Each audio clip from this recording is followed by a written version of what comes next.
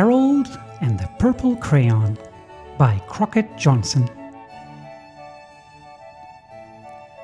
One evening, after thinking it over for some time, Harold decided to go for a walk in the moonlight.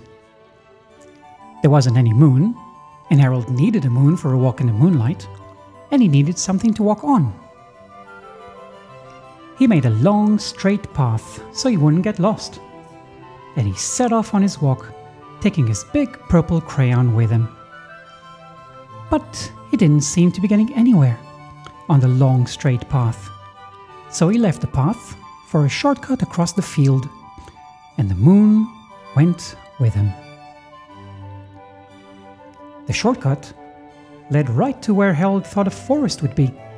He didn't want to get lost in the woods, so he made a very small forest with just one tree in it. It turned out to be an apple tree. The apples would be very tasty, Harold thought, when they got red. So he put a frightening dragon under the tree to guard the apples. It was a terribly frightening dragon. It even frightened Harold. He backed away, his hand holding the purple crayon shook. Suddenly, he realized what was happening, but by then Harold was over his head in the ocean. He came up thinking fast, and in no time he was climbing aboard a trim little boat. He quickly set sail, and the moon sailed along with him. After he had sailed long enough, Harold made land without much trouble. He stepped ashore on the beach, wondering where he was. The sandy beach reminded Harold of picnics, and the thought of picnics made him hungry. So he laid out a nice, simple picnic lunch. There was nothing but pie, but there were all 9 kinds of pie that Harold liked best. When Harold finished his picnic, there was quite a lot left. He hated to see so much delicious pie go to waste. So Harold left a very hungry moose and a deserving porcupine to finish it up, and off he went, looking for a hill to climb to see where he was. Harold knew that the higher he went, the further he could see, so he decided to make the hill into a mountain. If he went high enough, he thought, he could see the window of his bedroom. He was tired, and he felt he ought to be getting to bed.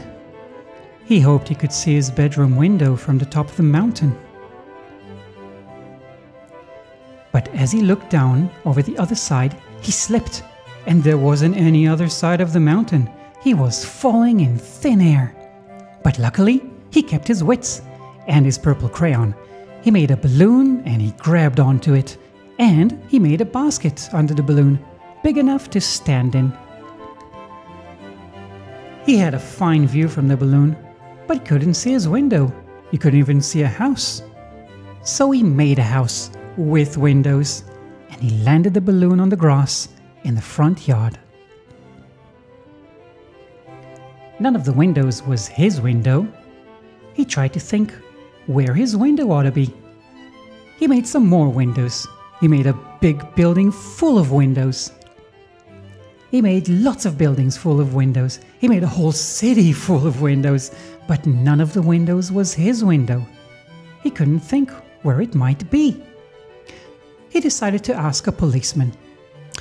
The policeman pointed the way Harold was going anyway, but Harold thanked him. And he walked along with the moon, wishing he was in his room and in bed. Then, suddenly, Harold remembered. He remembered where his bedroom window was. When there was moon, it was always around the moon. And then Harold made his bed. He got in it and he drew up the covers. The purple crayon dropped on the floor, and Harold dropped off to sleep.